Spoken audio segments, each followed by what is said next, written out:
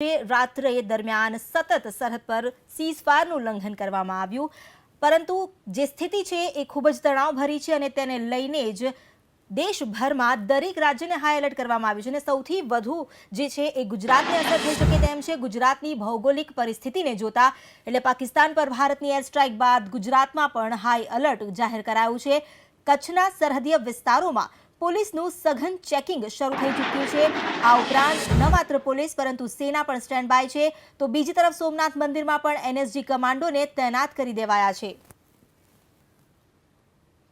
પાકિસ્તાન પર air strike બાદ કચ્છની અંદર એરફોર્સની મૂવમેન્ટ અત્યારે જોવા મળી રહી છે। સૈન્યની ત્રણેય પાક છે તેની અત્યારે મૂવમેન્ટ જોવા મળી રહી છે। નખત્રાણા અત્યારે ટ્રક, ભુજથી નખત્રાણા ટ્રક, અલગ અલગ જે એરફોર્સની ટ્રકો છે તે જઈ રહી છે અને ખાસ કરીને જે તમામ જે હાઈવે છે ત્યાં પણ પોલીસ દ્વારા સઘન સુરક્ષા વ્યવસ્થા ગોઠવી દેવામાં આવી છે। ત્યારે અલગ અલગ જે સામાન છે એરફોર્સનો, જે કહી શકાય કે તેનું જે સામાન અત્યારે નખત્રાણા, ભુજથી નખત્રાણા જઈ રહ્યો છે અને ખાસ કરીને જે કહી શકાય કે જે દરિયાઈ સુરક્ષા છે તેમાં પણ વધારો કરવામાં આવ્યો છે। ગુજરાત અને પાકિસ્તાનનો 508 કિલોમીટરની જે સીમા છે ત્યાં પણ સુરક્ષામાં વધારો કરવામાં આવ્યો છે। ઓવરઓલ વાત કરવામાં આવે તો જે પાકિસ્તાન પર જે એર સ્ટ્રાઇક બાદ જે સૈન્યની ત્રણેય પાંખો છે તેની મૂવમેન્ટમાં અત્યારે વધારો થયેલો જોવા મળી રહ્યો છે। આ દ્રશ્યો છે નખત્રાણા હાઈવેના કે ભુજથી તમામ જે હેડક્વાર્ટરથી જે ટ્રકો છે તે નખત્રાણા જે સીમા પર જઈ રહી છે। ખાસ કરીને જે સૈન્યની ત્રણેય પાંખો, ભૂમિદળ, જે હવાઈ દળ અને કહી શકાય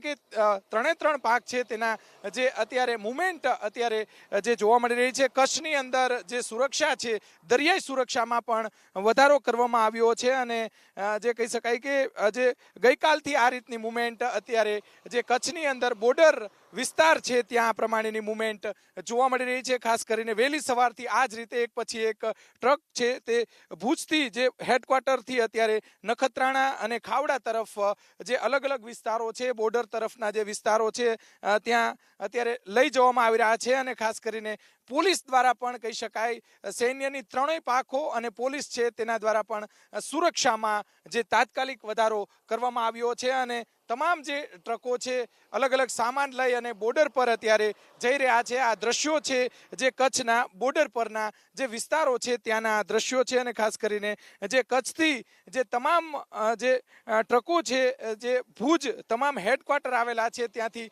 અલગ અલગ જે સામાન લઈ અને જે ટ્રક એક પછી એક જઈ રહી છે અને ખાસ કરીને જે નજીકના જે વિસ્તારો છે, બોર્ડર વિસ્તારો છે ત્યાં જે સૈન્યની જે ત્રણે ત્રણ પાંખ છે તેની મૂવમેન્ટ જોવા મળી રહી છે અને આવનારા દિવસોમાં કદાચ કહી શકાય કે સૈન્ય તરફથી જે વડાઓ છે તેમના તરફથી જે આદેશ આપવામાં આવે ત્યારે કદાચ કોઈ પણ જાતની કાર્યવાહી થઈ શકે છે। કેમેરામેન મોહિત લાઠિયા સાથે પરાક્રમસિંહ જાડેજા, એબીપી અસ્મિતા, કચ્છ।